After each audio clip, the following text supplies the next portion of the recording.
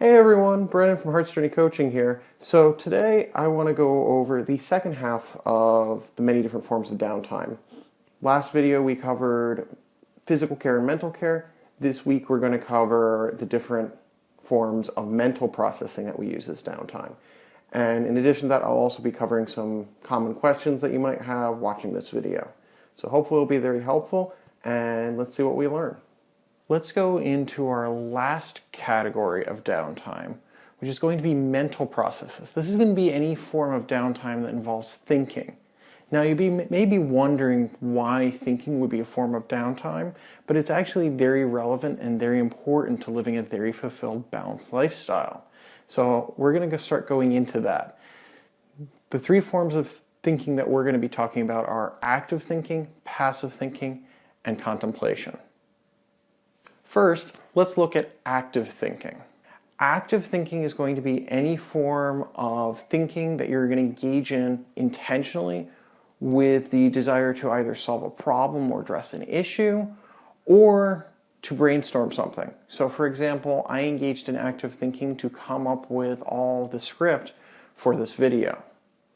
Active thinking is really important mostly because it's going to be what helps you address daily life problems, as well as come up with unique ideas, solutions, things like that are going to make your life actually better and more enjoyable to live in. So it's actually a very important form of downtime. Next, we have passive thinking. Now, passive thinking is obviously very much like active thinking, but it's going to be passive. The big difference with these is that in passive thinking, your main focus is not going to be on thinking or solving something. It's going to be on something else. That could be reading, playing something, taking a walk, watching something. And as you're doing that, you're going to just relax and let your brain think about things, not actively, but just kind of let your brain mull over stuff. And in doing this, sometimes what will happen is you'll get ideas that active thinking will not normally provide for you. The explanation I have for this is that when we're very actively thinking, you may actually have 5 or 6 different ideas come to mind, but only one of them will actually reach a point where you become aware of it because they're all competing for attention. When you engage in passive thinking, you're going to engage other parts of your mind, as well as also allow your brain to let other things percolate to the surface. And sometimes this can give you really good ideas. This is kind of where we get the whole idea of someone sitting on a toilet and they suddenly have a stroke of genius. So it's actually a very useful thing to use, and I definitely recommend it. Lastly, we have actually what I consider to be one of the most important forms of downtime, and that is contemplation.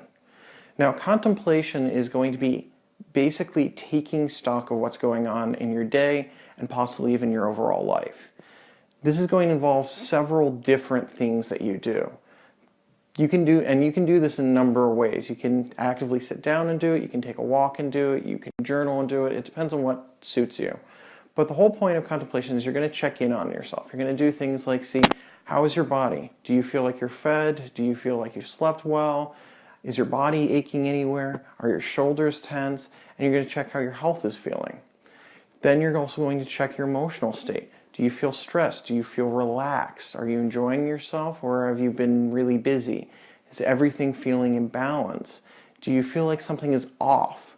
Has something been bothering you lately? Does it need to be addressed? These are all questions you want to ask in regards to that. And then lastly, you're going to want to ask about your life. Does your life feel in balance? Are you spending enough time being productive and enough time on downtime? Are you addressing all the different needs that you have? Are you getting out socially? Are you making sure that you're having meaningful relationships in your life? Are your finances being cared for, your career, etc.? The whole point of this is that as you take stock of things, it's going to give you the ability to identify points in your life that you need to maybe put more focus on or less. It is probably one of the most important forms of downtime because this form of downtime helps you decide what all the other forms of downtime you need to engage in are. I really recommend, if you don't take anything else out of this video, that you at least think about using contemplation regularly in your day-to-day life. It will really help you, and it will really get your life on balance. So that's what I have to discuss on the different types of downtime. Now, I want to address some questions that you might naturally be having watching this. One of the big ones I can see is the idea of you're looking at this and you're seeing how many different forms of downtime there are and wondering how the heck do you fit all these in on a day? Well, there's a couple points to answer that. The first is that you don't have to cram in all these forms of downtime every day. Some of these are actually very sporadic. For instance, self-nurturing, that's something you only use when things are in a very crucial state, where you're very overtaxed emotionally. If you're properly taking care of yourself and there's not a lot of drama in your life, you're not going to have to do it very often. The other part of this is that many of these forms of downtime can be overlapped. For instance, you can do something that's going to engage you in exercise and address a physical need, or maybe eat and address a physical need, and then as you're doing that, you can also engage in some form of contemplation. Likewise, you might engage in both veg time and detox time together, where you just sit and you relax and you do something, and it revitalizes both your brain and reduces your stress. The big thing is to make sure that you're getting all the needs each of these downtimes addresses. If you're doing that properly, everything else will work. All right, so that's all I have to talk to you about today, guys, and I hope it was very useful. I try to include as much content as I can in these, and I feel like this one was particularly hectic for me to do, but I'm hoping you got something out of it. Now, I really ask that you guys, if you enjoyed this, to please watch my other videos, like, comment, subscribe, the usual.